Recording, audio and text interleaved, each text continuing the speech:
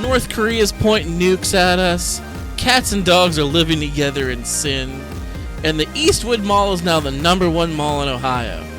Just when you think the world's going to shit, at least you have the Be Real Podcasting Network. Head on over to the Podbean app and search for the Movie Guys Podcast. There you'll hear great shows like For Your Distraction and Hey, I Like That Game. That's the unofficial hub of the Be Real Podcasting Network on Podbean. So I'm not very techie, Adam. Like you, I'm Trekkie, but I'm not techie. Like, I joke around, I say, like, you're my tech guy. And I'm not even that techie. You're much far and away more techie than me.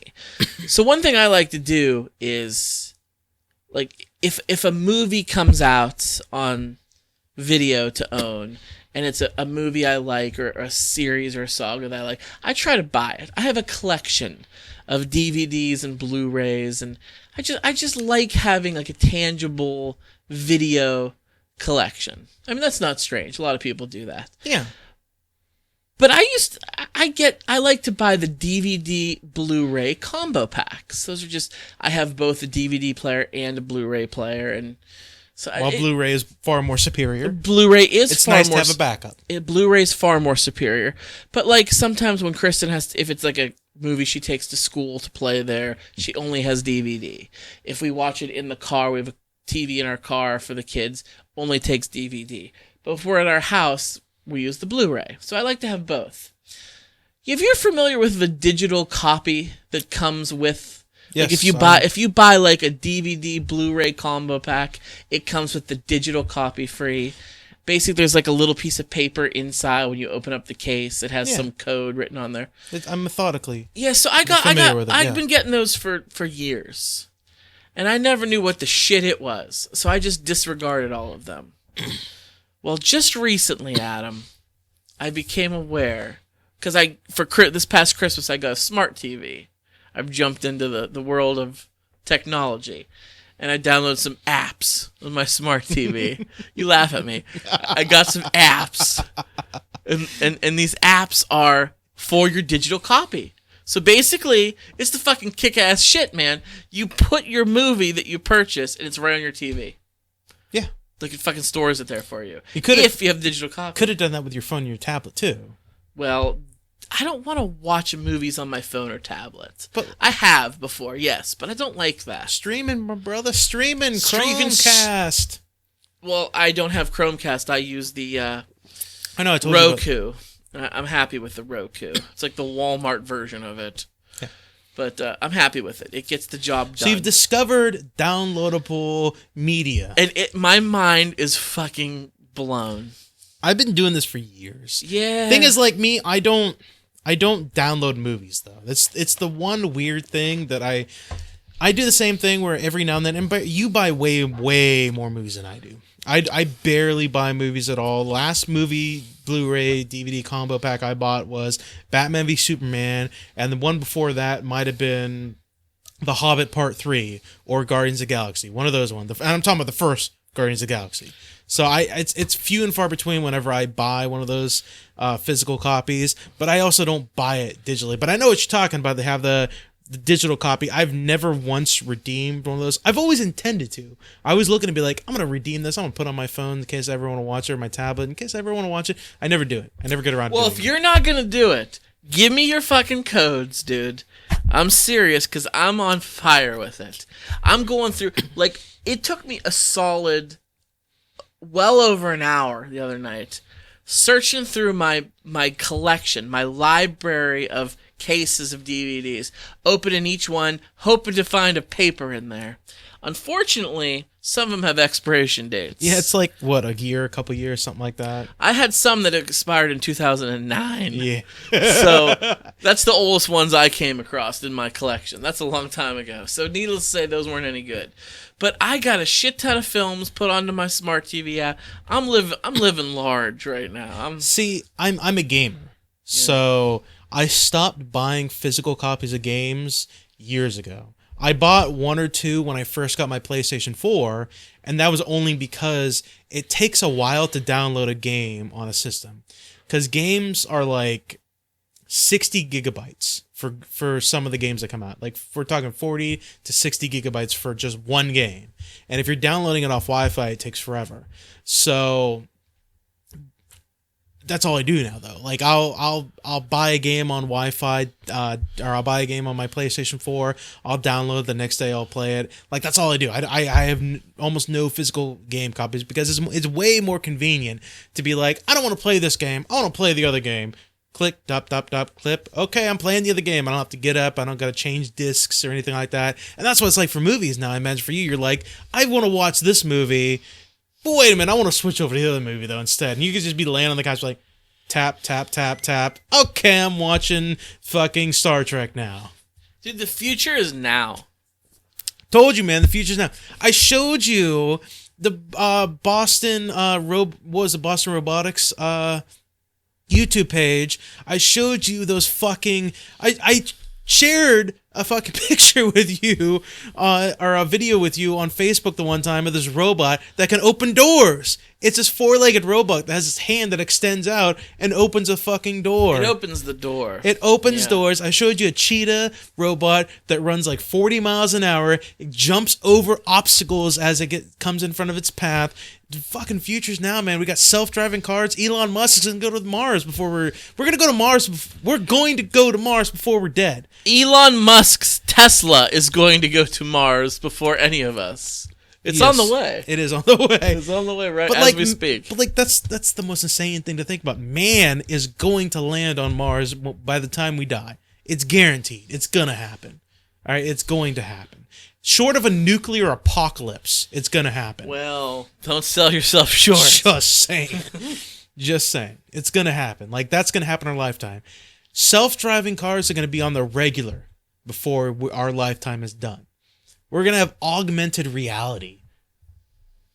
It's going to be insane. So for those of you out there listening, if you have any digital DVD copies, codes that you don't use, they don't mean anything to Scott. Send them my way, because I'm fucking loving this, and I will be greatly appreciated. So if you have any digital DVD code, digital movie codes, you can email them to foryourdistraction@gmail.com. Yeah, just take a picture.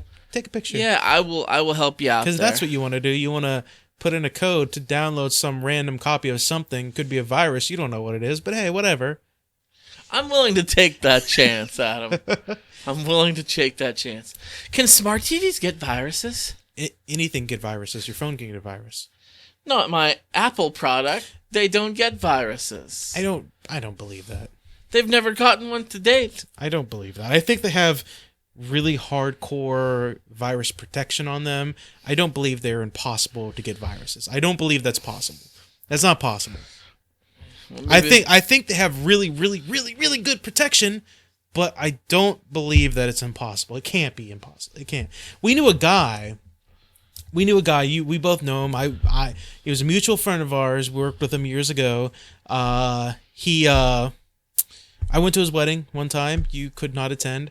When he first got his very first smartphone, he was adamant about putting antivirus protection on his smartphone, and I thought he was dumb. I was like, that's dumb. You're just being too careful. Like, don't even worry about it. Just don't go to all those porn sites and download porn. You'll be fine. He was definitely into the porn, though. He was into the weird porn, man. Dude, I'm into porn. Well, he was into the weird porn, man. Fair enough. But the virus having porn is the kind that he watched. But the thing is, like he was ahead of some of the time too, because there are people that I know that put antivirus on their phone. I don't do it because I don't care. It's a phone. It's an expensive phone, but it's a phone. It doesn't have a virus yet, as far as I know, from all the porn I watch. But just saying. You should watch porn on a smart TV. It's a lot of fun. If I lived alone, I'd be tempted. I'd be very tempted. So, beer of the show. Yes, beer of the show. Beer of the show. So we tried to do this. I tried to do this beer as the show one other time, and something came up, but we're going to do it now. We're back with the Flying Dog Brewery. We're drinking the Raging Bitch Belgian-style IPA. The Raging Bitch IPA from Flying Dog. Yes, it is a India Pale Ale. The cover art has a weird just warped, mutated dog that looks like it's got rabies or something.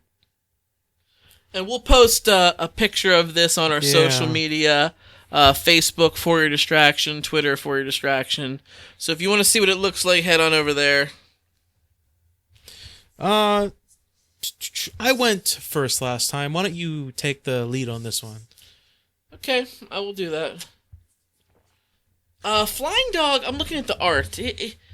Flying Dog's bottles always have some real abstract art on their bottles. Yeah. I don't know how I feel about it. It's okay. Funny story about Flying Dog Brewery, though. We've used a couple of their beers on the beer for the beer of the show before, and 3 or 4 shows ago, we got a message or email or on Twitter. It was on Twitter. We got a tweet from one of our regular guests, our good friend Peter Michael Deloney.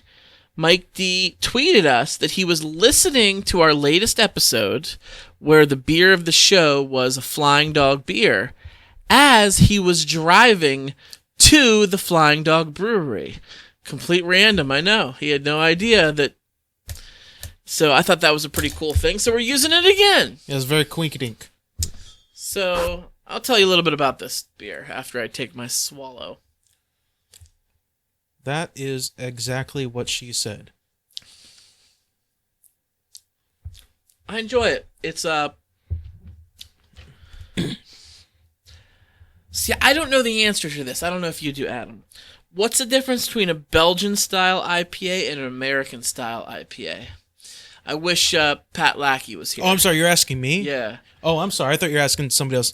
I don't know. I don't know either. So we're kind of. I'm not. Look, I like beer, but I am in no way near an expert on beer. Absolutely not. We'll fact check ourselves on this. We'll ask Pat Lackey, our beer snob, and see what he says. So if you know the answer, shoot us an email or get a hold of us on social media. Because I don't know the difference, but it is a little bit hoppy. It has a little bit of a bitter aftertaste, but the initial is quite smooth.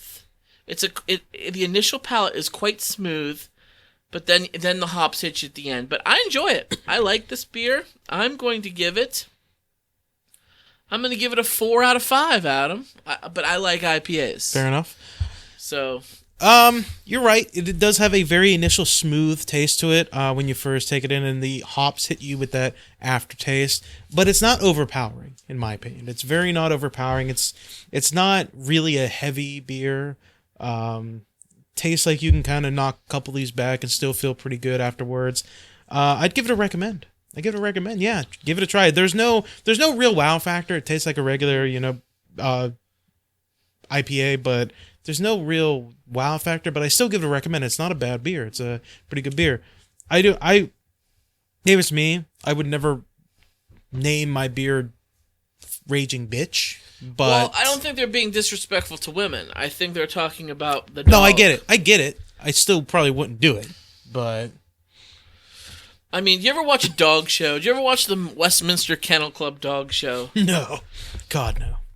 Well, maybe you should, because there's times where I watch that show, and when the guy's talking, he's all prim and proper, usually with a British accent, and he's being so professional about dog shows.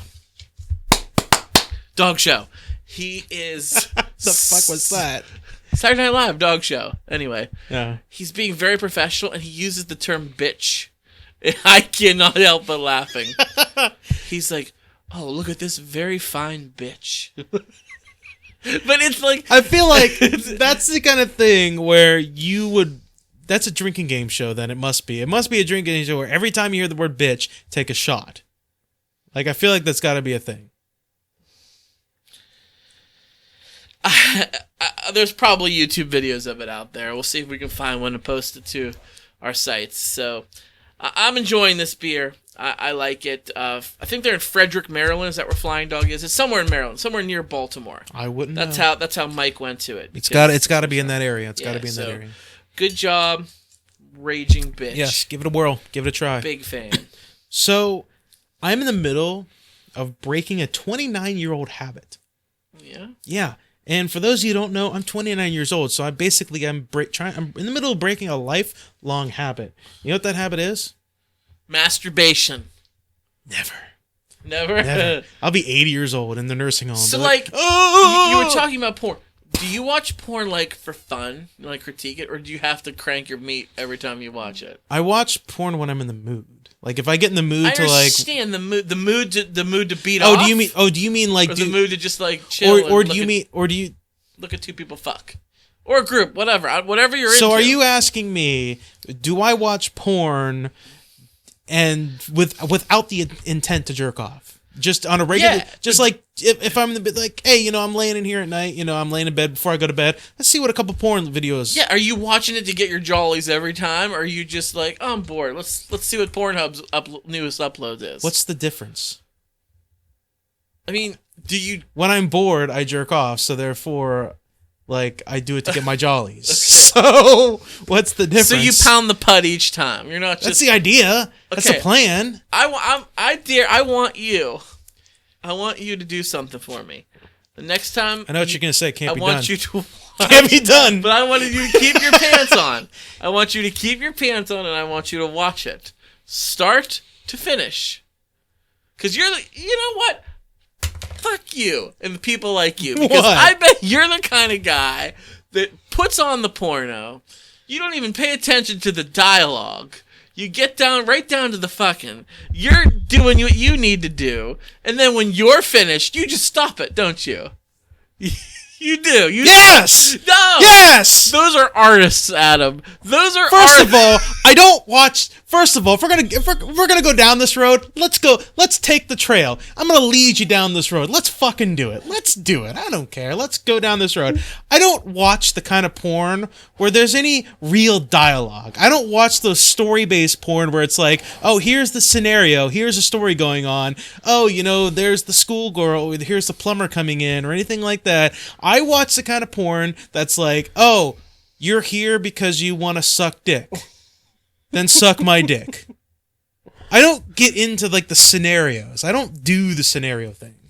That's so disrespectful. It is an art form, and you just have... You're there to do a job. But the art is not the acting. The art is what they're doing, and so I skip right to what they're doing. There are some fine actors and actresses that are involved in adult entertainment. There are some very talented people, and you should give them a fair shake. Figuratively. The only time I will ever be involved in any kind of scenario-based pornography is if I'm just getting going. I'm the kind of guy where I gotta watch a couple videos. I skip around a little bit. I have, watch this 2-minute video, watch this 3-minute video. I just kind of skip around a little bit. So if I'm 2 minutes, huh? Yeah, I like variety. I'm a variety man. I can't just watch one 24-minute video and be like, okay, I like that. I like to skip around, test the waters, I guess you would say. But there have been times where if I want to kind of get things going a little bit, I'm in the mood, I'll watch one of those, what do they call them? The JOIs, jerk off encouragement videos, where it's like just a girl dirty talking to you. A little dirty talking, Just girl, she's showing you, she's flashing you, she's, slow stripping, dirty talking. That'll get me going a little bit, and then I go into the rest of the stuff. I do watch occasionally those ones. So it's like your appetizer. Yeah, it's the appetizer before I get to the entree, yeah. But you don't pay attention to the storyline at all. Fuck no. What do I care? I'm there for titties! It's important. Like, wait a minute, I didn't order a pizza. Holy shit, you're my stepsister! Like, come on, First man. of all, I do not go into any of those taboo type porns where it's like sibling based. I do not get into those relationship based where it's like, you're my stepmom, what are you doing to my dick? Oh!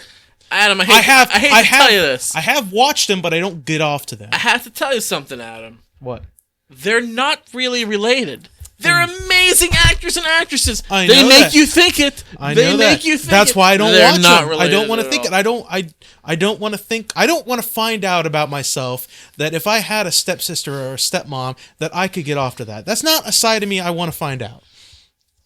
Okay? Not even if your stepsister was really, really hot. No. What was it? What was the one movie? Bad News Bears? No. It was Joe no. Dirt? No. Those are two great movies.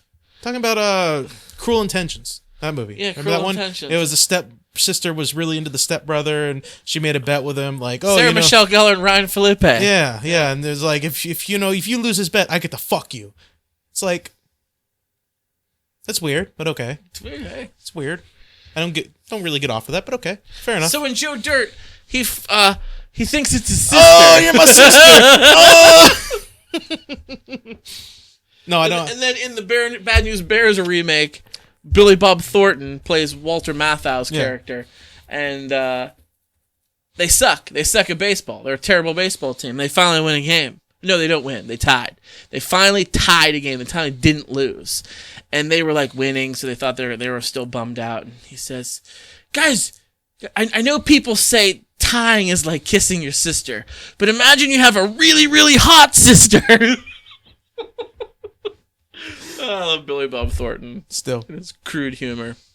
I want you to watch porn for the stories. And not just leave your pants You act like on. I don't catch the stories. You told me you don't pay attention to it. No, I don't pay attention, but I do catch them because I'm wearing earbuds, Scott. I'm wearing headphones.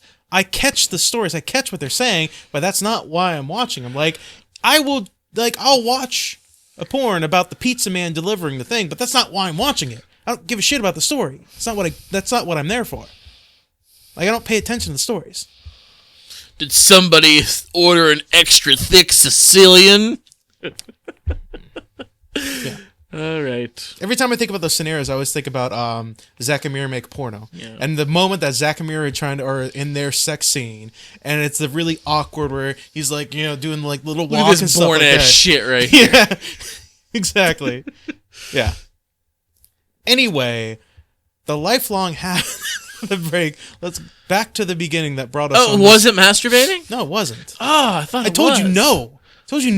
No. Adamantly no. Oh, okay. No, I don't want to. All right, what is it then? Nail biting.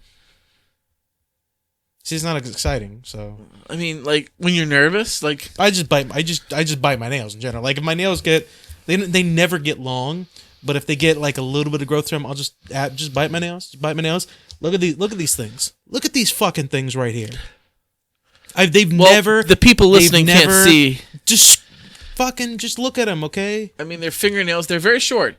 Very short. They've never been this long. Wow. Yeah, that's my point. How do you pick up a penny? How do you open a pop top?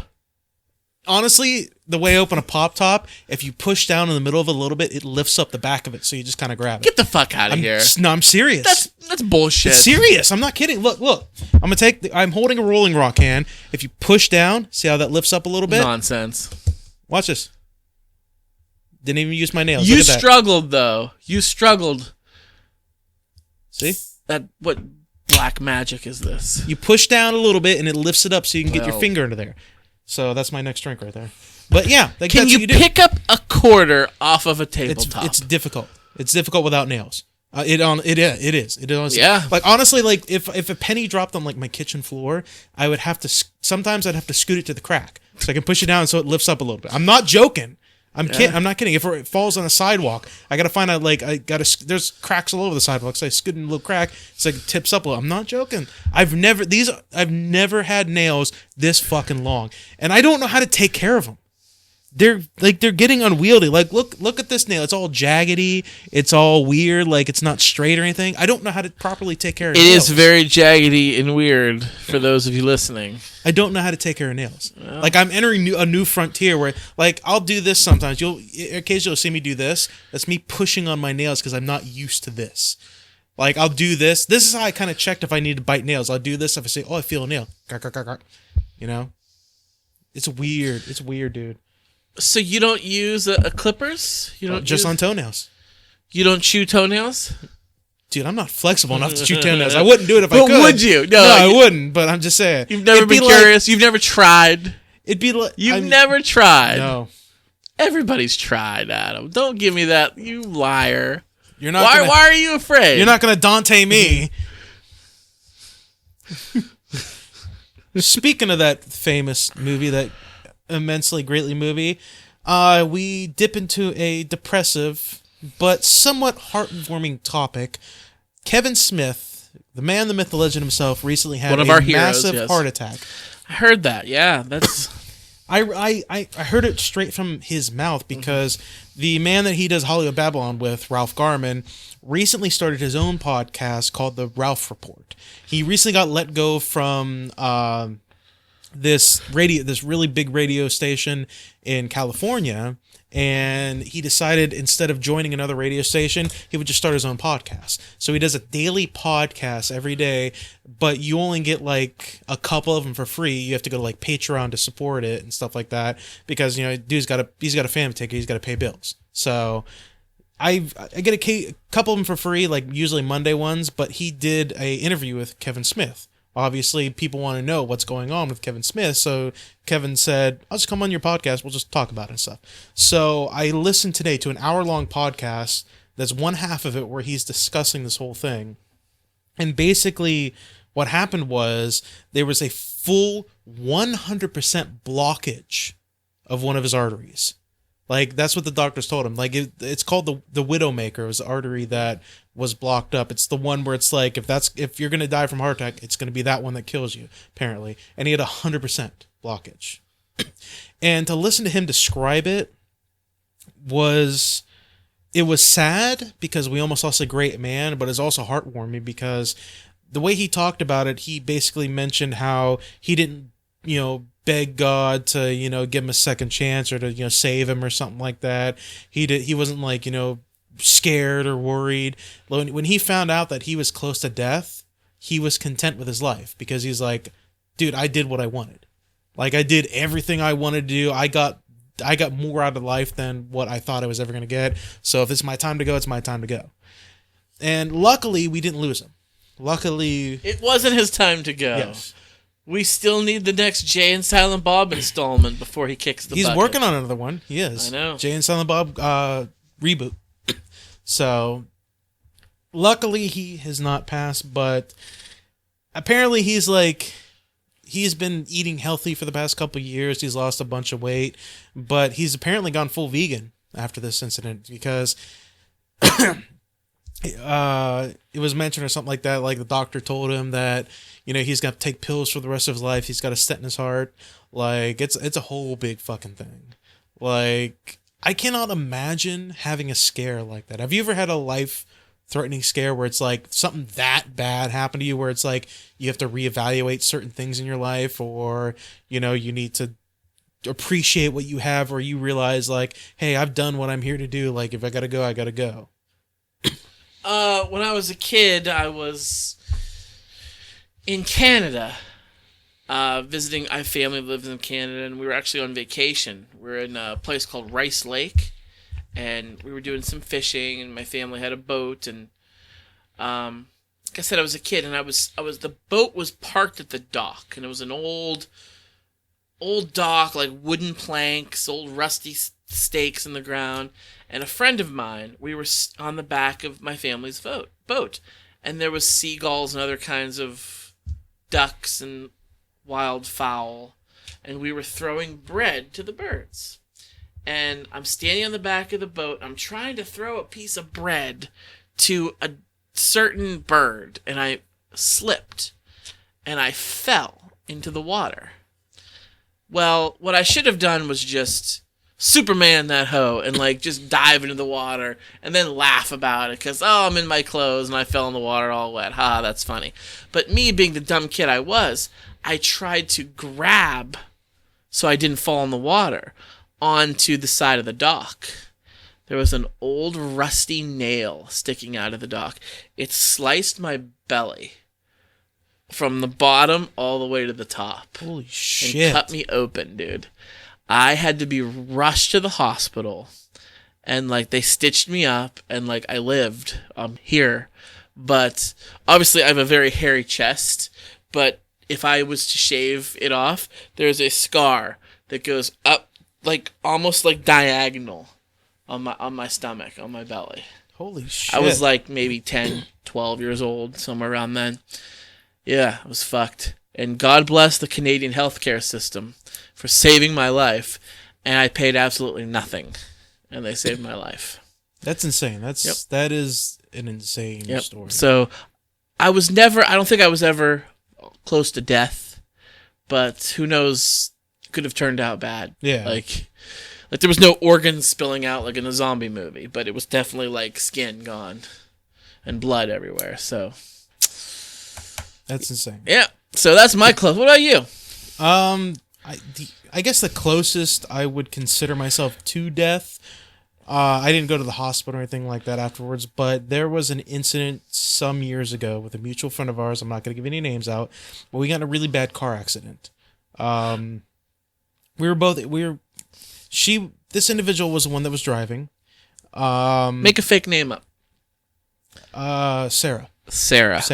Sarah was the one that was driving. I was the one in the passenger seat. Was it just the two of you? Yes, it was just two of us. We were coming back from Pittsburgh, and Sarah was an incredibly fast driver. Mm-hmm. She was a person who liked to speed, and get from one A to B.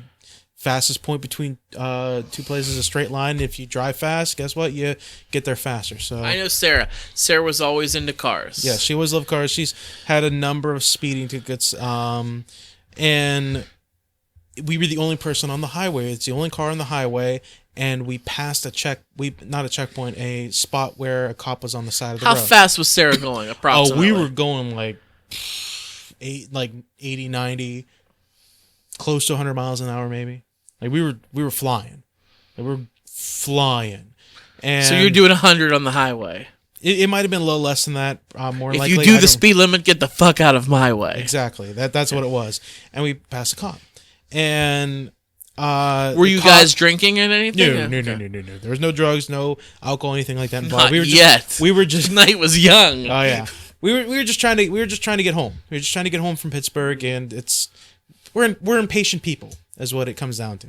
So the cop, obviously, not going to let that fly, pulls out, flashes lights, starts coming with us. We get over the crest. Did he pull out right away, or did he hesitate? No, he pulled out almost instantly, but we were going so fast that he was pretty far behind us by the time he pulled out and turned on his lights. To the point where we actually went over this little hill. There's this little lip, and we kind of went down a little bit, and we kind of lost visual sight. And me being the dumbass, I suggested turn off this exit. We turn off this exit, he's not going to catch us. He's not. So it was your fucking idea. I introduced the initial idea, and then she was like, "Yeah, let's do it. Let's turn off this exit." Because she was freaking out because she's like, "If I get another speeding ticket, I'm gonna lose my license." This kind of thing. So we're young, we're dumb. That's kind of how it is. She sees the exit. I don't see the cop behind us. We veer off into the exit. She hits the side of the. I think she hits the guardrail. She didn't hit the guardrail, but she kind of skidded a little bit when we hit the exit. It was a very straight exit, but it still had a curve to it, to the point where you started. She didn't slow down enough to take the exit. She slowed down a little bit, but definitely not enough. We started fishtail a little bit. The last thing I heard was, "Oh my God, we're gonna crash." It was something like that. Next thing I know, Sarah had the wherewithal during this moment to say, "Oh my God, we're gonna crash." It was something like that, or "Holy shit, hold on," or it was something like that. It was some kind of warning. And I was like, "Oh shit, here we go." And we were fishtailing a little bit. Next thing you know, we hit as we're on the exit, when it gets to that curve, obviously we can't make the fucking turn. We're fishtailing. The other side of the exit, thank God, the other side of the exit didn't lead off. It wasn't a downhill area to the road. It kind of curved up a little bit, almost like it was a little hill. We slam into that hill going maybe 40 or 50 miles an hour. Ouch. We hit. It might have been a little less. If it was less, then it felt like we were going 40 or 50 miles an hour.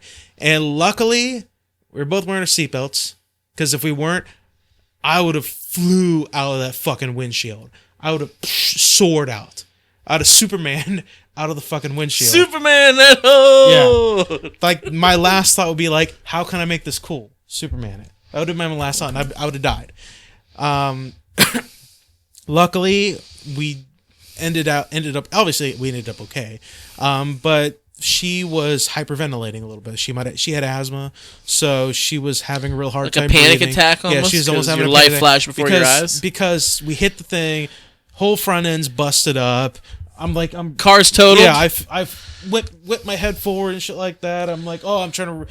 You did your best Willow Smith impression? Exactly. I'm trying to get my bearings and stuff like that. I'm like, oh shit, the overhead light came on because the door popped open a little bit and stuff. And I look over and she's like having it, like she can't breathe, and I'm like, oh shit, something's wrong. So not thinking, I whip my seatbelt off, I bust open the door, and I sprint to the other side, and I open the door, figure out what's going on. I see the flashing lights as they pull up, but I'm looking in the direction I can see them, and I open the door, I was like, oh, what's going on? All of a sudden I hear, freeze, put your hands on the head, blah, blah, blah. And I was like, I put my hands up instantly. I was like, hands up, don't shoot. I put my hands up instantly, and as I turn back slowly, I'm like, sir, I'm sorry, but there's something wrong with her. You know, something's going on. He cuffs me, puts me to the side of the road, and goes to deal with her. Yeah. So I'm sitting there in handcuffs forever. You're being detained. Yes, I'm being detained. I'm interrogated by this officer sitting there saying, like, what's going on? You guys on drugs? Like, you guys, you got drugs in the car? Something's going on. And I was like, no, sir, I'm trying to be as fucking polite as possible because I know at this point we fucked up. Well, you had it going for you. You're white, so that's cool. I was like, I knew we were fucked. I was like, no, sir, there's no drugs in the car. And the dude was like, no, there's got to be something going on. You're lying to me. There's got to be something going on. There's another cop shows up who was driving down the road, sees what's going on. He shows up.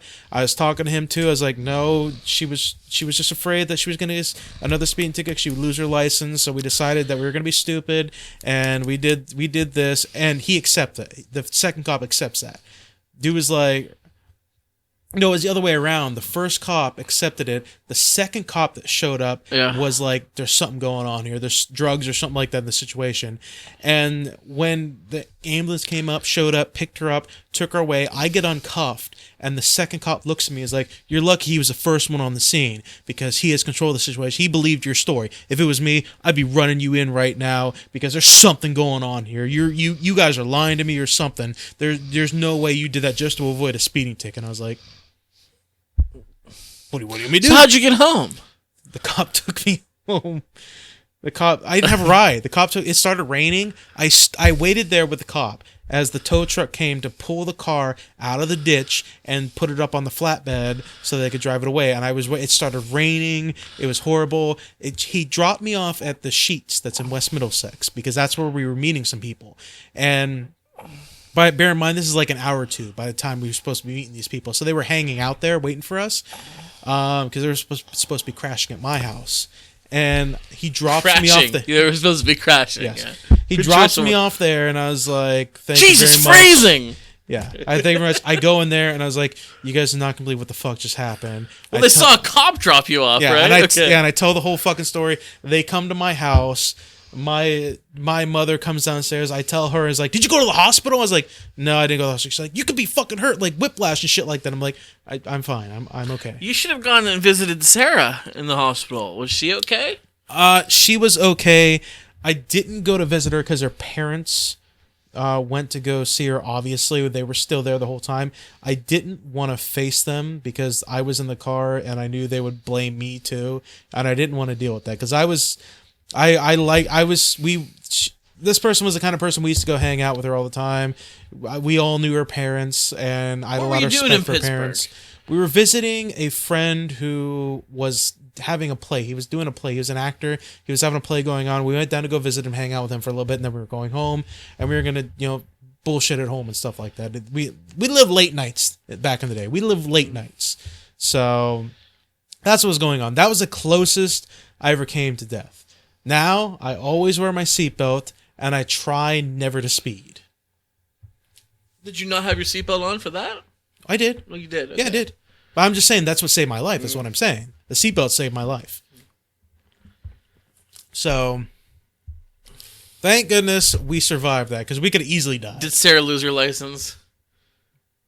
I don't remember. I don't know if she lost it for a little bit. She must have lost it for a little bit. She got it back, obviously. So, because she's driving today. Hopefully under the speed limit. And to the point where I have so many good memories about it that I still want to go back, and Kristen hates it. And she dreads going there. Well, yeah, because that's fine when you're a teenager and you go to a place like that to go hang out and you ain't got no job and go fuck you your ain't got girlfriend shit and shit to like that. do. Because here's the thing, you're a teenager, you got to go find a place to fuck. So you're gonna go to like a fair like Jefferson Township Fair, so you can go find I have fucked at many a fair. Exactly. Thank you very much. I've never had the pleasure, but no, I've never fucked at a fair, Adam. Oh, well. I've never fucked at Well, you've lived more of a life than I've ever lived, so I can't really call any bullshit on some things you do. Fucked at a convention center once. There you go. See? Never had the pleasure.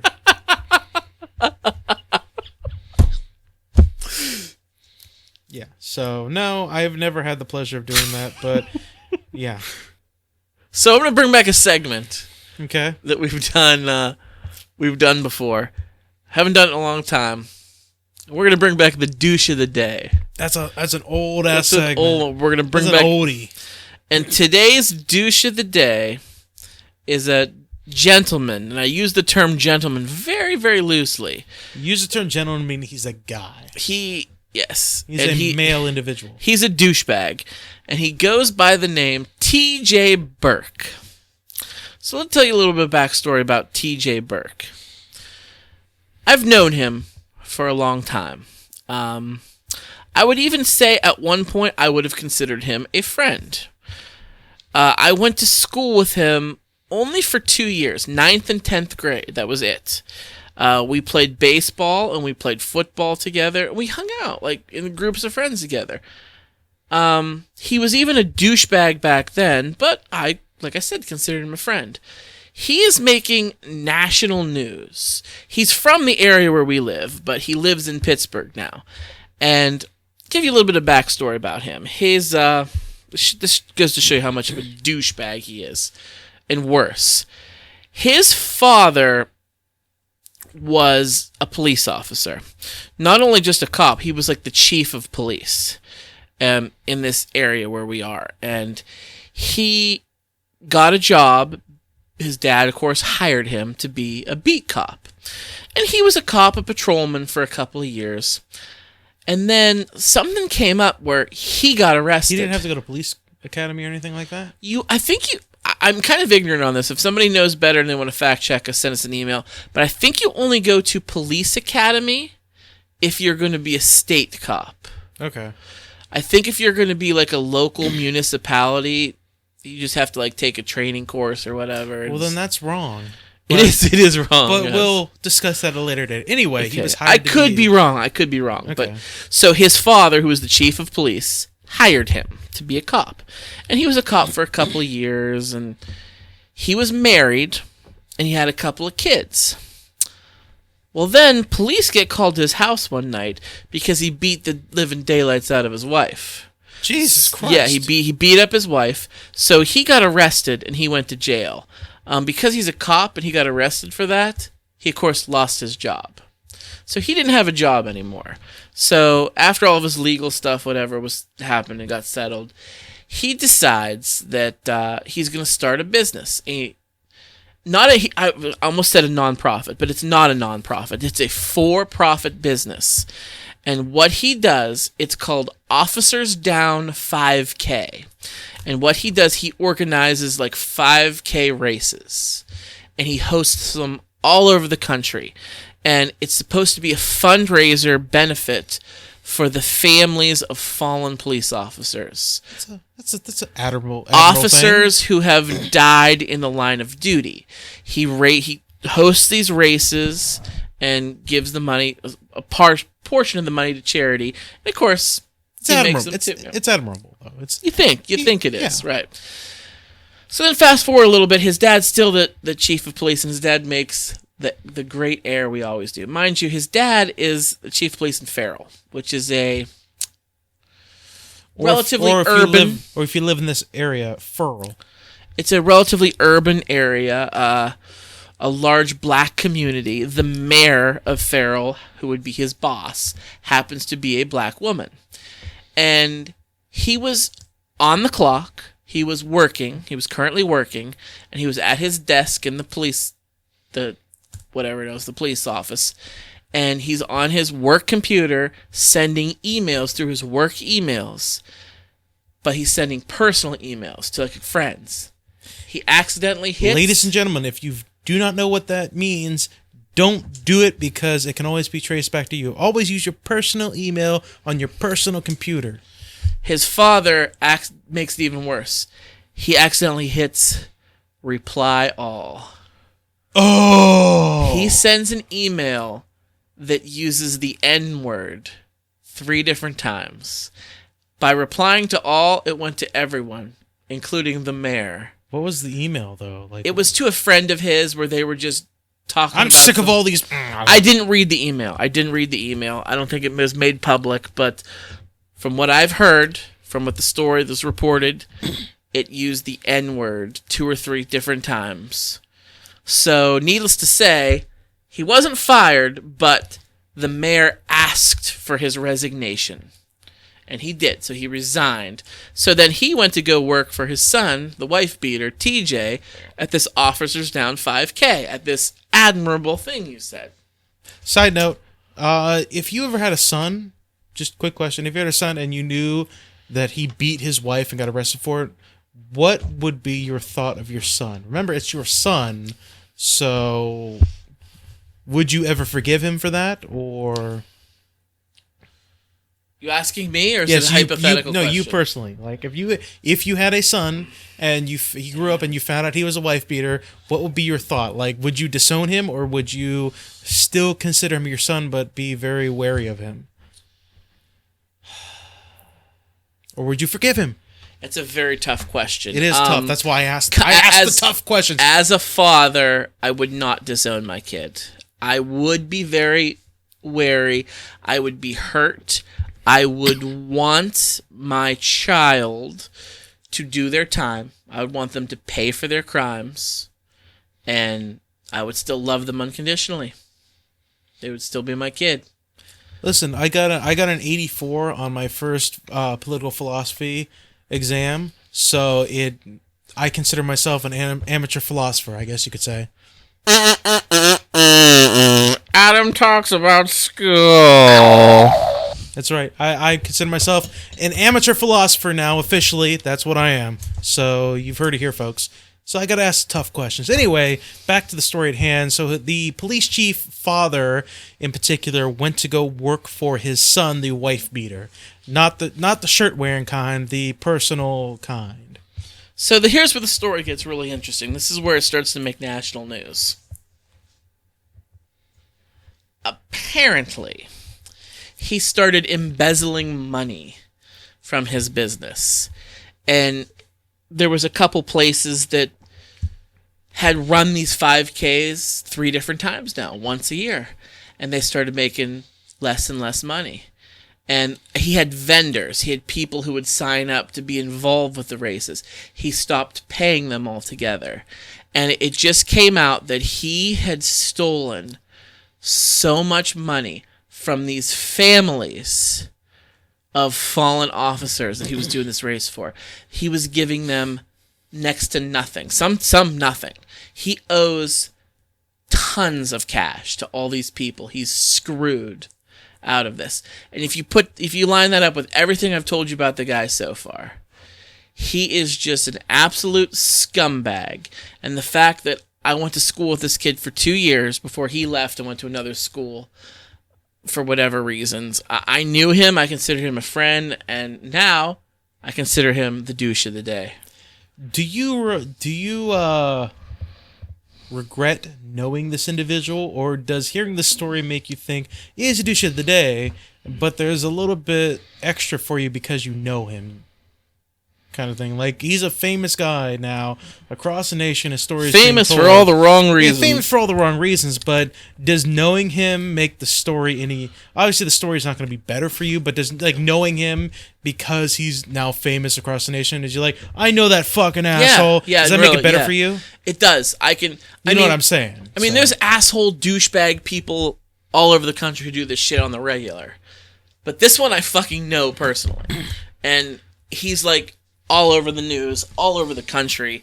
Texas, California, New York, Pennsylvania, Ohio. He's done this shit in all these places.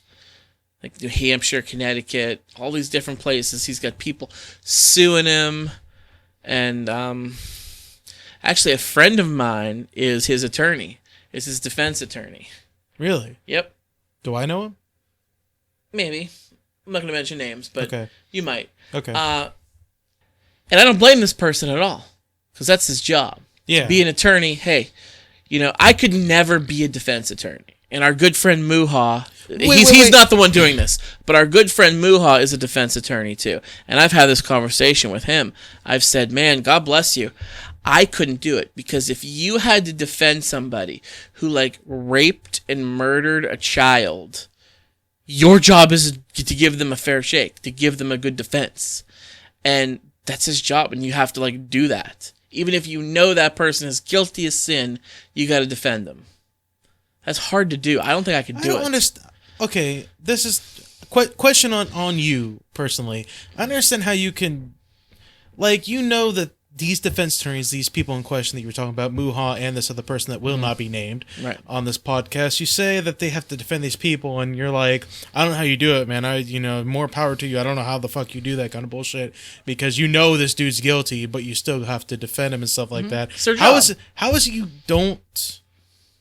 it you don't think of them any less? But a few episodes ago, we talked about, you remember the situation where there was that one businessman who was an Arab individual, Middle Eastern individual who's getting pronounced Arab. I've had a few beers, Scott. That's okay. I don't care how it's pronounced. It's pronounced Arab, but it's okay. It's okay. That's just a slip of the tongue. That's why I knew I mispronounced it. That's why I went to Middle Eastern individual, who was a Middle Eastern individual who was getting deported. Yeah. And he is deported now, by the way. He is deported now. That's a shame. He is in Jordan. But when it came to the people that work for the office who don't make the rules, they have to follow the rules. You said that they're assholes, but then Muhan, this other defense attorney that they have to defend scumbags. You're like, more power to you, man. I don't know how you do it, man, but you gotta do what you gotta do. How do you defend that? It's because I know how you do it though. It's because you don't know the people that are in this office that had to deport this man. I think you're comparing apples to kangaroos. I mean, if you go back and listen to that episode, I even said on the show I didn't blame the people individually as much as I blamed the higher ups for making this rule. I think it was a shitty rule for what happened, but I don't want to reiterate and go back into old stuff. I know, but I know. I don't think it's the same situation at all. I'm just curious because when you say the higher ups that made the rule, the higher ups we're talking about is the president. But not necessarily. But the higher ups in the office have to follow the law, and they don't make the law. The higher ups in the office have to follow the law. But they enforce it. Yes, they enforce it. Just like Muha has to defend scumbags, same as this other attorney has to defend scumbags because it's their job. You're comparing defending to prosecuting. It's completely different. I mean, he already got prosecuted. It's still in the courtroom, and it's still trying to make a good case. We're going to use the word case. It's still trying to make a good case for a scumbag versus trying to make a good case against a good man. Everything I just said about our douche of the day, TJ Burke, is everything I've read, and it's been in the media, the news, the TV. I personally don't know any of that. I never witnessed him beat his wife. I never read the email that his father sent. I never had money stolen from me from the race. So personally, I know him. And I always thought he was a douchebag, and I could totally see him being this kind of a person. But as for what he's being charged with a crime for, I don't know. I don't. So because of that, it's an innocent until proven guilty thing for me. That's the way our justice system works. Like it or not, that's the way it works. So he does deserve a fair defense.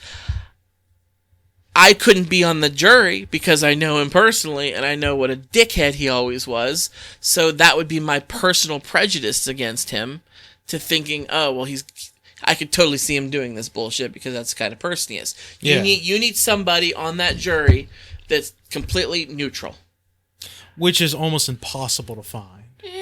It's almost impossible to find because, like, you're the kind of person where if you went on a jury with somebody you did not know, you could be fairly impartial. You could be, nobody is fully impartial, but you are the kind of person who could be fairly impartial where it's like, I want to hear what the dude has to say. I've heard the prosecution. I want to hear the defense. I want to hear what he has to say before I make my decision. There's a lot of people that aren't like that. And a lot of the problem is you and me are the kind of people that try to get out of jury duty so we don't deal with that kind of bullshit. I want to be on a jury so bad. Do you? So bad. I got called for jury duty one time, and it was federal jury duty. And I had to keep calling in and doing this bullshit, and I wanted to get picked so bad, and I never had to go to Pittsburgh for it. But I got called for jury duty one time, and I got out of it because I was a student at Edinburgh, and I was living up there at the time, so I could not be called.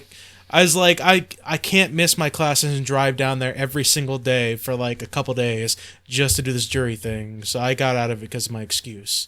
Which you can get out of it if it's like, school kind of things. Like school kind of things you can get out of it. So badly to be on a jury. I like romanticize about being on a jury.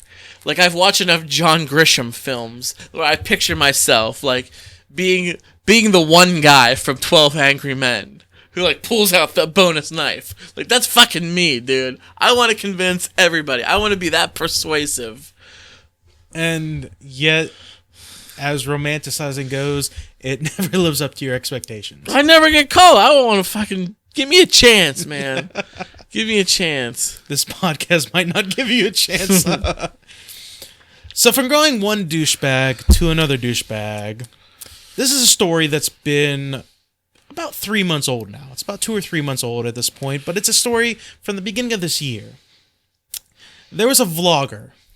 A logger? Like a lumberjack? Vlogger. Vlogger, as in a video logger, as in somebody who... Like a vampire lumberjack? As in somebody who records their life and posts it to social media, YouTube, Twitch, all that kind of bullshit, so that that's basically their job, essentially. Like, it's depressing, I know, but it's the world we live in, and it's fine, I guess. Doing a podcast is a lot better than that bullshit. Yeah.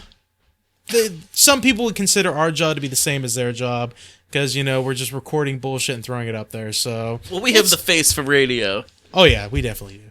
But there was a vlogger by the name of Logan Paul. Logan. Is that the guy from Breaking Bad? No. Okay. No, it was not the guy from Breaking Bad. That's Aaron Paul. Aaron Paul. No, not him. Logan Paul we're talking about. He is a vlogger, a very famous vlogger for anybody who's into that kind of thing.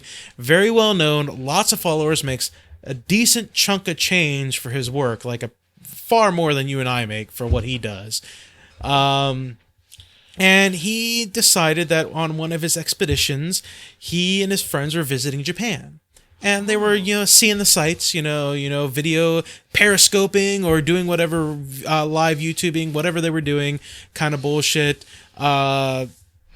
Seeing the sights and recording the stuff, uploading it to YouTube, all that kind of bullshit. Facebook Live, Instagram Live, Periscope. Yeah, they were doing all that kind of bullshit. I say bullshit because I'm not kind of bullshit. Okay. Little bit. Fair enough. A little bit.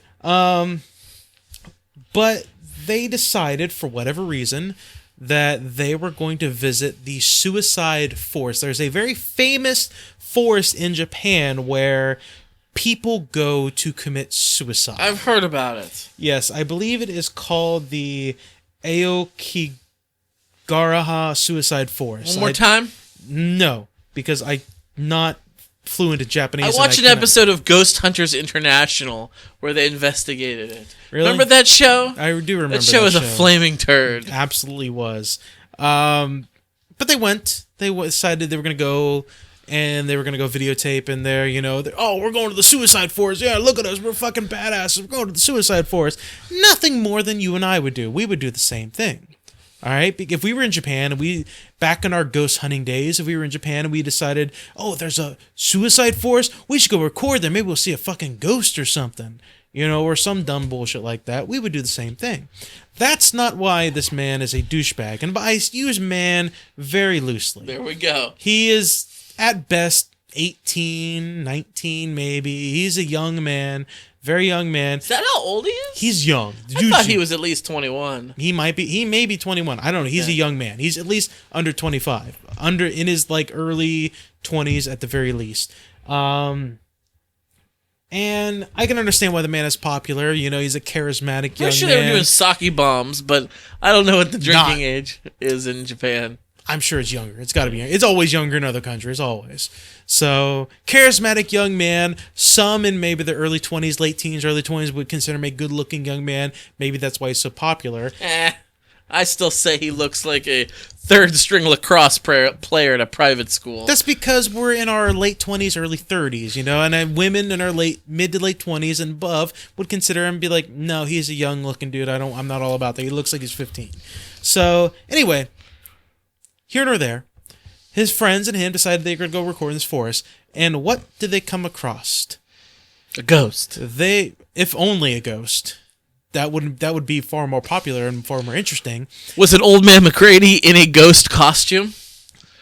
I would have gotten away with it too if it wasn't for you meddling kids and that pesky dog. No? I would have gotten away with it too if it wasn't for your meddling vloggers. Okay. So what did he find? He found a dead body.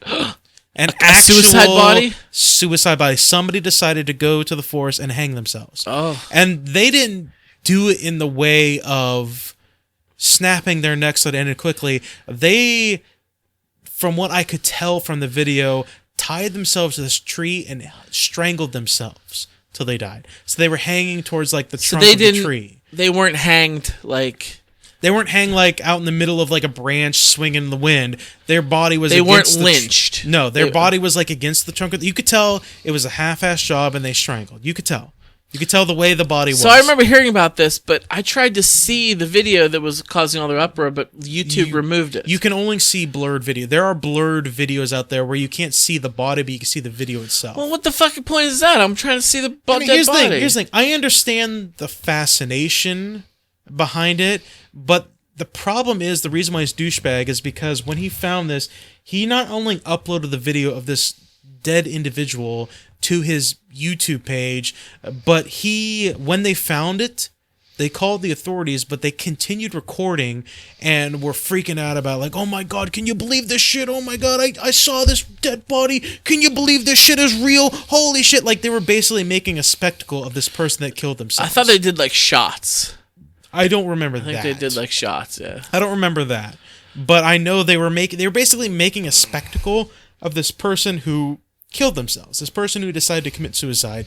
And he caught a lot of shit for it. But it's the online community. He's going to bounce back. He lost his advertising rights, I heard. He can't get money for advertisement. And according to that, he loses $1 million a day. Because he loses advertisements. So, you probably know more about this than me. When you watch YouTube videos, there's, especially like the really like trending ones, the really viral videos, there's always like that ad ahead of it. Like a 9-second ad that plays before the video. He had those in his. And those advertisements for him would pay him money. And he's like rich as fuck from doing these vlogs. Yeah, a lot of those YouTubers and streamers and vloggers, stuff like that, they make tons of money on advertising and things like that. They make a shit ton because they make what it was YouTube would pay them a certain amount per view, and like a lot of these vloggers and YouTubers would make like a few 100,000 views, and some of these YouTubers and stuff like that were making like millions of dollars a year. Like, I remember I was listening to a Joe Rogan podcast recently, and he had Dan Carlin on there. I don't know if you know of Dan Carlin. He's the hardcore history guy. Fantastic podcast that is. But he had him on there, and they were talking about it led into like this YouTube, like this commerce thing, and about how the generation of like sharing and like what we're doing on here podcasting, and people can share whatever they want. And Joe Rogan was like, yeah, there's this like YouTuber that I've never heard of before who lives like a couple blocks away from me, and he spent like $9 million on this house, and all he does is YouTube and vlogging and shit. And it's insane. Like, these people are making shit shit tons of money doing this kind of thing. That could have been us, Adam. We could have been huge. Yeah, if I only, could have been a contender. If only we had started a few years earlier. You know, we could have been a contender. But now everybody's doing it, so it's like the popular ones or the people with the unique ideas are the ones making the money now. So back to Logan Paul. Yeah, you fought me hard and point on this thing because you didn't believe it for the longest time that's the way it was. Could have been a contender. Yeah. So here's something about this dickhole, this cockstain Logan Paul. I'm not a fan, if you can't tell. And yeah, there's a lot of people that aren't. So as a kid growing up, you know, I was real cliche. I loved posters, Adam. My room was covered in posters. I had like the quintessential, like the stereotypical, you know, the Guns N' Roses poster, or like the Bob Marley smoking a joint playing soccer. I had the Che Guevara, you know, I had those ones. Yeah. And you buy those a lot of times, like you go to FYE and they have those little stands, you like flip through them. They have the corresponding number on the bottom. You know, they just have the display ones. That doesn't exist anymore, so. Those aren't things, yeah. And then when I was in college, they used to do like the poster sales where they'd come to your school and they'd like lay them out on tables. It was pretty gnarly. I love that shit. Just the other day, I was walking through one of our least favorite places, Walmart. And I don't remember why, but I was over toward that section, and they had one of those flippy things with the posters. They're like the only ones that still have it. Yeah, they had one of those. And I, like, didn't stop and scroll through them, because it would have just been fucking depressing. But it was opened. Whoever was looking at it last left it open midway through. So you could see the two that were... Yeah. Do you want to know who the posters were of the two? Oh, tell me. One was Logan Paul. God. He has his own fucking poster. Like, people are going to put him on their wall. The other one was Kylie Jenner. And I'm looking at this, and I'm like... This is how I knew Trump was going to get elected. This is why they eat Tide Pods. Like, yes, this is how I knew. But here's the thing. These are the celebrities of their day. These are the celebrities. Like my sister, for example, she is... 16, she might be 17 now. She's 17 now. She's 17 going now. on 17. I do believe she is 17 now. She just turned 17 a couple months ago. She knows way more about YouTubers and vloggers and Twitch streamers than she knows about people that star in TV shows and movies and things like that. Like, that's the way this generation is. That's the way a lot of this generation, they're into the... And you know what? I both love it and hate it. I hate it in the sense of these people are doing almost nothing, and yet they're making millions of dollars every year, and they're getting all this fame and fortune. But I love it at the same time because it is the thing that allows for a distraction to exist. So it's like a pro and a con kind of thing. If it wasn't for this shit, we wouldn't have a podcast right now, really. So, okay, we took a quick minor break in between hand because we're going to do something very special. Before we do that special thing, I had a chance to watch the video about, for a second time on TMZ, this Logan Paul character, what his video was, and I saw a lot of the comments. I think people are misunderstanding the reason why people are pissed off about this man. They're pissed off not because he went to this forest and he videotaped somebody and discussed about it. If he had made a video afterwards talking about this, what he went through, that would have been different. The fact of the matter is he uploaded a video showing this person who killed himself for monetary purposes. Just want to get that off my chest. Continue. Scott, you've got something very special in mind for us. You got what? What do you have for us? I do, and we are going to play a game right now. Welcome back to For Your Distraction. And today, we're going to play...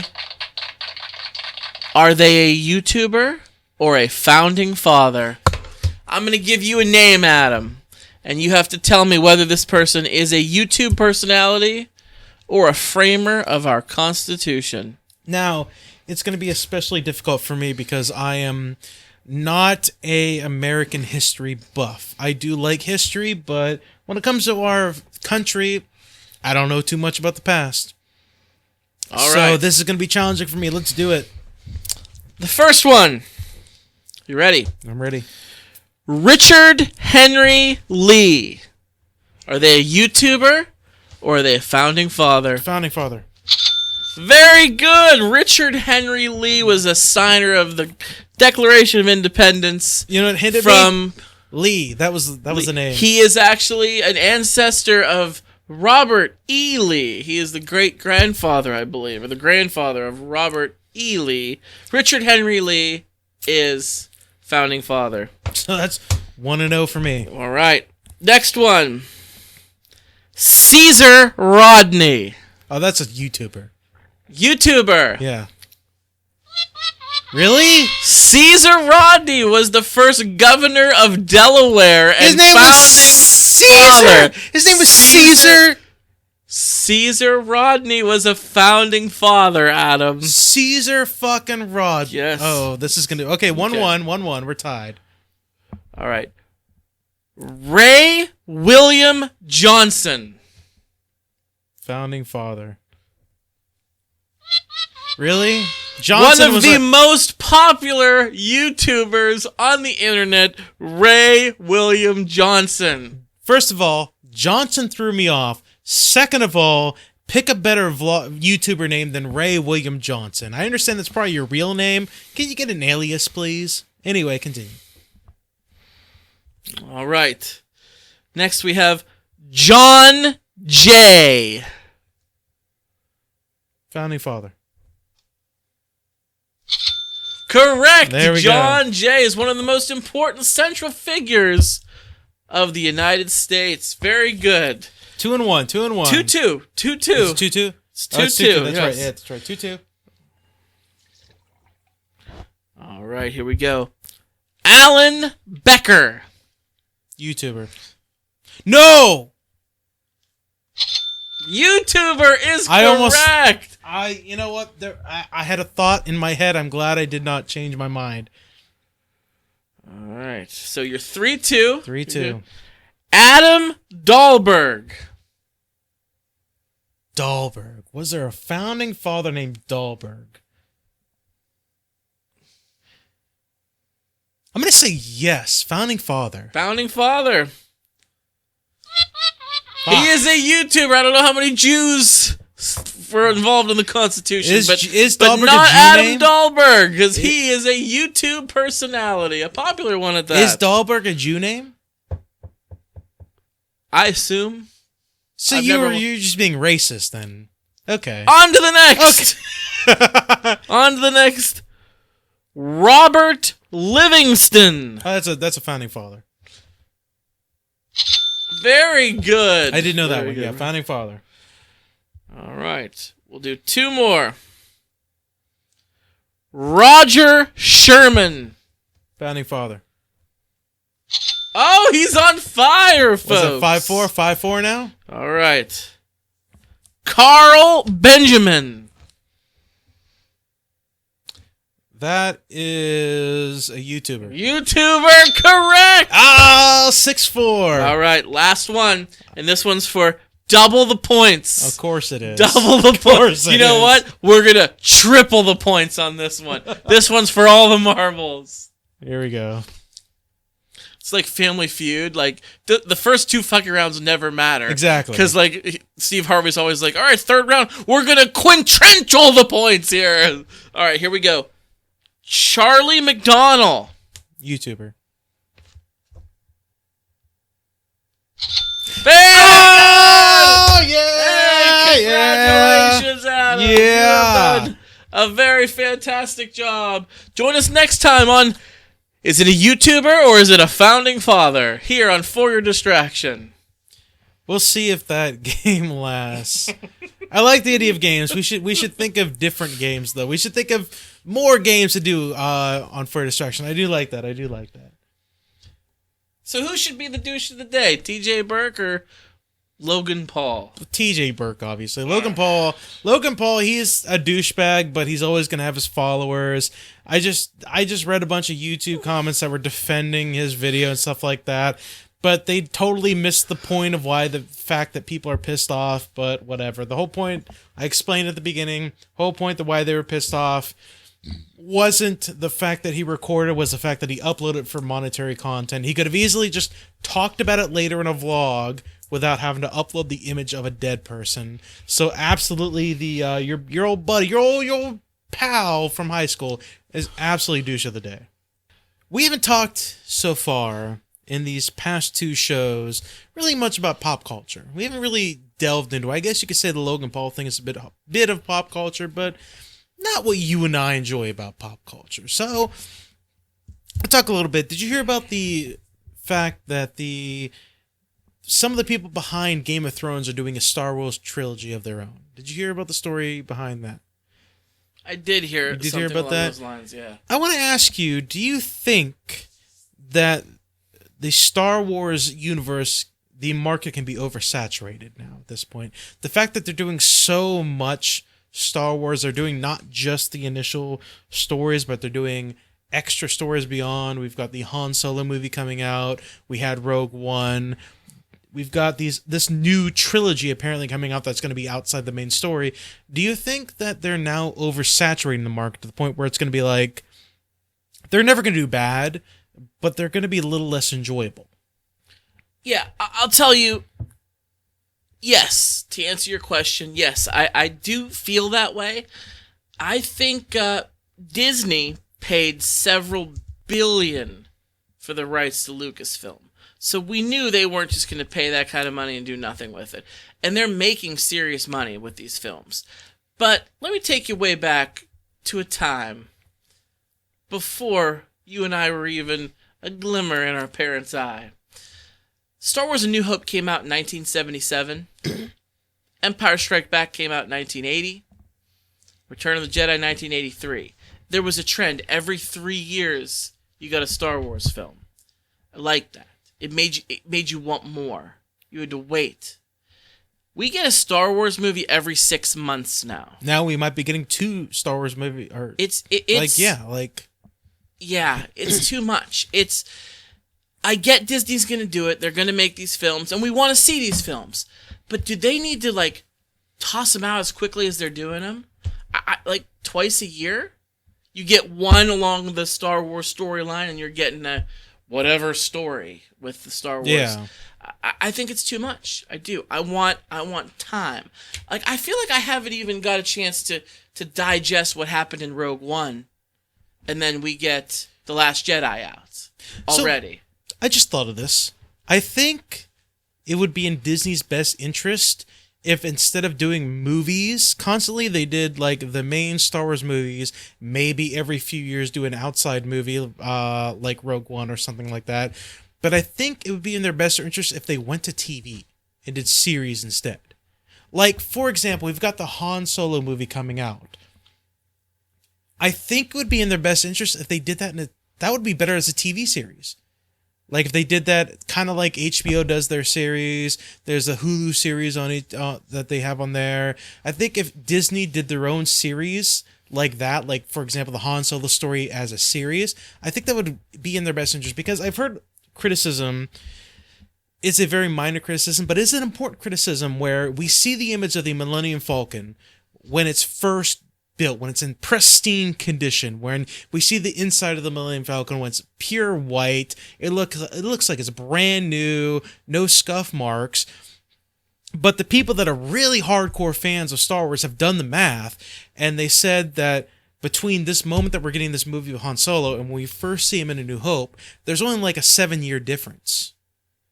So people are speculating that how can the Millennium Falcon get this rusted out on the inside and this dirty within 7 years? How long have you had your car? 2 or 3 years. Yeah, it's about the same for me. My car's beat to fucking shit, dude. Mine's not. And I haven't made the Kessel Run. So I'm telling you what, dude. Most people are pretty hard on vehicles. But we're talking about rust. Things that corrode over time. We're talking about dirt and filth, this much dirt and filth. But we're talking about also a ship that houses, at best, 2 or 3 people at any time. Space is a vacuum. Metal should not corrode or rust. Exactly. But if he's on a planet, which he is quite often, with an atmosphere, then it very well could. So, but I'm saying, like, that's kind of a valid criticism, because 7 years really isn't that long. It's not really that long, especially in a universe this big. I think it would have been better if Disney would have approached it in a series-based thing. Like, I think they need to stop trying to make these big cinematic movies, because you can make this almost a very same experience, very similar, on the TV screen, doing Hulu, Netflix. Don't do their own personal service site, because nobody's gonna fucking watch it. Especially since Disney is making their own streaming service. That's what I mean. Don't their own personal service site. They are. Yeah, don't put it on there, because nobody's gonna fucking watch you. You'll get some. But we live in an age where there's a lot of streaming sites now, and it's getting to the point where everybody wants their own streaming sites. People are going to stick with Hulu and Netflix and their HBO and maybe like Showtime and maybe one other. So, like, I know I'm not going to get the Disney streaming site. I am. Don't you worry about it. You are, obviously. I'll give you my password. You are, obviously. I'm not going to do it. So it's like the new Star Trek series on CBS Access. It's on their streaming site. I don't know anybody that has CBS Access. I don't know anybody that has that. From all the people that I know and all the podcasts I listen to, they're like, yeah, I'll watch Star Trek, but I'll get like the 7-day free trial and binge watch Star Trek and then cancel it before it's over. I heard is it coming to Amazon Video? Amazon Prime? I doubt it. I heard that. I doubt it. They won't make any money if they do that. I doubt it. So I also heard that when Disney gets their own streaming service, you're gonna lose a lot of their properties. Like right now on Hulu and Netflix, you have a lot of the ESPN shows. You have a lot of the ABC shows. You have a lot of ABC Family shows. Of course, Disney Channel stuff. All of that material that's on those streaming services are all going to be taken off and moved to Disney's own, which makes sense. They would do that. It makes sense. I don't know what their contract is currently with Netflix and Hulu, but I'm sure they'd have to stick out their contract, and then when that expires, they'll just bring them over to their service. It makes sense, but of all the people that I know, you are the only one that would be getting their Disney access. Can't wait. You are the only one. Can't wait. You're the only one. I refuse. Day one. I refuse. Refuse. You don't want my password? No, I'm saying I adamantly refuse to pay for the service, is what I'm saying. Because here's the thing, because when these stations start making their own service and people keep jumping over, it just encourages more stations to make their own service so that less things come on. The whole point of Netflix and Hulu is to consolidate these things so we don't have to pay. The idea was to not pay for the cable companies and pay all this extra money. We could pay a little bit of money and give these people our money and still have all this great content. Now it's getting spread out to the point where it's like, we might as well just fucking have the cable companies back at this point. That's what it's coming down to. So it's not going to be any better. It's not going to be any better. It's capitalism, homie. Netflix, I think Netflix was on the cutting edge. They were the first to do this, right? Pretty much, yeah. Because they started out as mail order DVDs. Yeah. Which I found out my father-in-law still does that. Netflix still does that. It's still a service they offer, which is crazy cakes. Well, you can get crazy cakes. Well, you can get like a lot of the brand new stuff through the DVDs. Like you can get like stuff that came out yesterday through the DVDs. Is what it is. He does that. Yes. Yeah. You can't get that through the stream. He has the Netflix on his smart TV also, but he still gets the red envelopes in the mail with a disc in it. You still get the streaming service if you have the full package. But like if you just have like the streaming stuff, you can't get the brand new shit that comes out like yesterday. So well, my father-in-law does that, and I thought that was kind of strange to see somebody still doing that. But I gotta hand it to Netflix. They came up with this idea. They were on the cutting edge, and they pulled a nice thing off. And then Hulu kind of copied them, and every network, HBO, Showtime, Cinemax, they copied them with their own. Disney's that's what it is. It's capitalism. People are seeing, hey, Netflix is making a shit ton of money. We like money too. Yeah, let's do our own and make money. It's one of those things like, well, like Disney is like trying to pull all their movies and stuff like that off these other services, like all their shit and stuff like that. I'm being honest with you. I'll just buy the fucking movie at that point.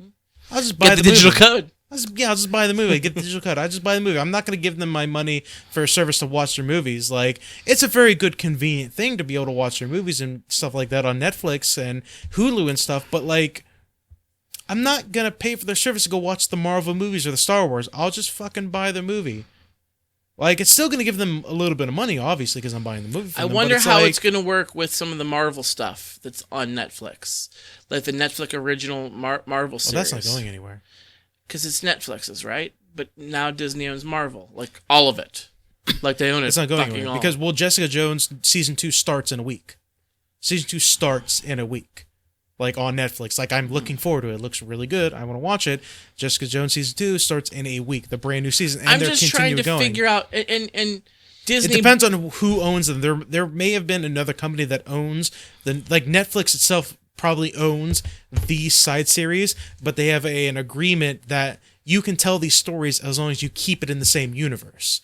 Like, that might be the agreement that Netflix said, we want to tell these outside stories. We want to get a little piece of the pie. And Marvel's like, okay, it's fine. We'll give you the piece of pie, but you have to make sure that they exist in the same universe. We're not going to give you any of our actors. We're not going to let you take any of our actors, but they have to exist in the same universe. You might be right there. So they could be it's like Sony with Spider-Man. Here's a perfect example. Disney acquired 21st Century Fox, which owns the X-Men side of the Marvel. Yeah. Well, now Disney owns the X-Men now because they acquired 21st Century Fox. But there's 3 films: Deadpool 2, X-Men Dark Phoenix, and the New Mutants. I can't wait for the New Mutants. That looks so good. Those 3 films are already filmed, produced, they're ready. They're 21st Century Fox. Disney can't come in there now and say, yeah, these 3 films are ours now. So Fox is putting those 3 films out under their logo. I don't think there'll be a Disney one before it because they were made before the merger.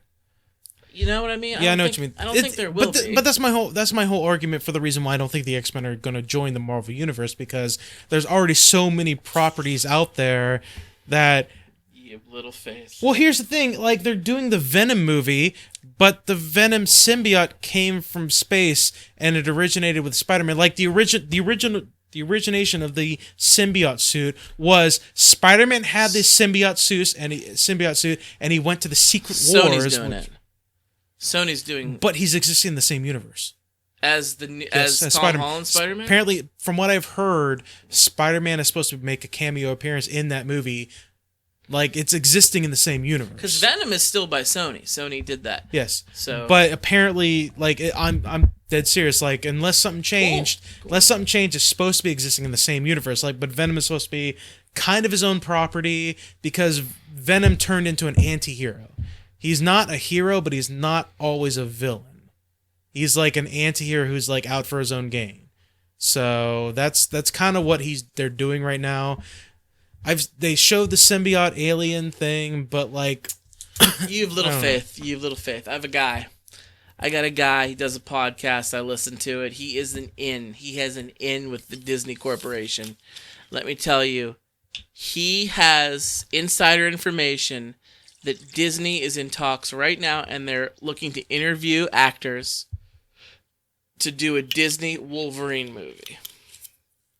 The different Wolverine, not Hugh Jackman. That's fine if they do a Disney Wolverine. It's not a matter of that. It's a matter of whether or not they have them existing in the Marvel Cinematic Universe. That's what it's about. Oh, well. That's what it's about. I don't care. You misunderstood everything then, Scott, because I don't care if they do a Disney X-Men movie. They're going it's to. about whether or not They're going to. It's about whether or not it exists in the Marvel Cinematic Universe. Yeah, we talked about this on the other show before. Yes. I want it to. I want it to be part of the MCU. Or does that mean I don't, want because to it's too much unexplained Does that bullshit. mean I want to see the X-Men fighting side by side with the Avengers? Not necessarily, but I kind of want them to exist in the same universe. And it's a fucking comic book. How would you explain it, though? It's a comic book movie. How would you can explain anything crazy. But you have to have some explanation whether or not it makes sense or not. You have to have some explanation. Resurrection, time travel, alternate dimensions. One of those 3, use it, problem solved. Yeah, I'm fine with alternate dimensions. That's the only one I'm fine with. Is alternate dimensions. Until the dimensions bleed together and my whole thing about like what your argument is, like, let them exist in the same universe. How do you explain Quicksilver and Scarlet Witch? They're mutants. Magneto's kids. Like, yeah.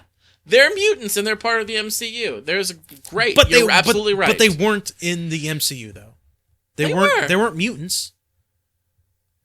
They were kids that were experimented on. That's how they got their powers.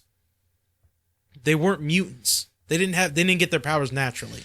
Well, they did not get their powers naturally. Hydra couldn't have just experimented on anybody. They had to pick the right kind of people. Yeah, they picked people from a third world country that didn't have a government that would defend them. They picked third world country and they had people. the X gene. Right. So they're the only people that had power. Don't shit in my cereal, Adam. This is a really cool thing for me. We deviated from the point, as we usually do. As we do. Yes, I agree with you. I believe that Disney is going to saturate the market with, like TV has saturated the market with zombies, and movies have saturated the market with zombies. I think Disney's going to saturate the market with Star Wars to the point where we're going to be like, oh, it's another Star Wars movie. I'll wait till it comes out before I see it. Do you feel they've saturated the market with Marvel Comics? They're getting to the point. I haven't seen it yet. From what I hear, Black Panther was amazing. Black Panther was amazing. I've seen it. It's amazing. It's an amazing movie. It's such a good movie. But the thing you have to keep in mind is, while Disney's money is behind it, there is another man behind Marvel, which is Kevin Feige. He's part of Disney, but he's not. He just gets Disney's money and is like, this is the story we're going to tell. It's a man who loves Marvel and tells a story. As we saw with the latest Star Wars main movie, where you loved it and I was very disappointed, there was a mixed bag. Because there was a lot of shit that was really mixed up. It was like, we're going to do this story, and we're going to do this story, and we're going to do this story. We're going to go on this other planet. We're going to have a whole other side story. Like, there was no cohesion. There was no order to it. The latest, you mean Last Jedi? Yeah, Last Jedi. There was very little, whether it was a good movie or not, it was very little, you have to admit, there was very little cohesion, and their story was all fucked around all over the universe. Whereas if there was a man like Kevin Feige behind the Star Wars movies, there would be a systematic order and be like, we can't tell this story in this movie, we have to tell it in another movie, or we have to do this here, or this doesn't make sense. They spent 20 minutes on a gambling planet. Oh, there was more than that. There was alien horses. Than 20 minutes. And what did them going there accomplish? Nothing. Nothing. It didn't matter for the story at all. Like, nothing. They ex-machinaed their way into meeting this other hacker. Benicio! Yes, They went to meet one hacker to help them, and they ex-machinaed themselves to meeting a completely separate person who was not the person they went to go meet, who could apparently do the thing they wanted to do. So, yeah. I'm fine with the Marvel movies because they have another person who's not a Disney man who is kind of taking the reign. But no, they've done that with James Gunn. They did the same thing. But they're not doing it with the Star Wars, and that's my point. They're not doing it with the Star Wars movies. They're just kind of like throwing it out there. Like, oh, you're a good director. You're going to take this fucking movie and you're going to do what you're going to do with it.